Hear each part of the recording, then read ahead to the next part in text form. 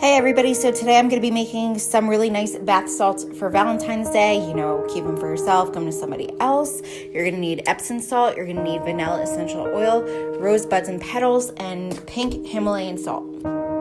Epsom salts, of course, are good for like soothing pains and stuff, relaxing your muscles. So that's going to be the base of our salt mixture. We're going to do half a cup into a bowl. I'm going to follow that with about a quarter cup of the Himalayan pink sea salt. This isn't just for color, but it's also going to be good for, you know, relaxing and taking care of your muscles after a long, hard day. Now I've got a tablespoon of the rose petals and buds that I'm going to dump in there. The rose petals are just pretty aromatic. This is also a food grade rose petal mixture that I got, so I might make tea out of it.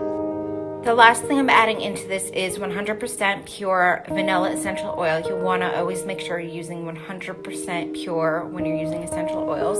And I'm just going to drop down a few drops and then mix this all up. You can see how pretty this looks already.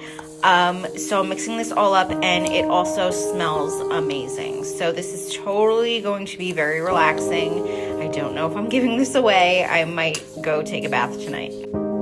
And to keep this all nice and fresh, you might want to just put it in a pretty little jar. Top it off with a little more of the rose petals and then just close it up. If you want to make a label, you could tie it on with twine. Really pretty.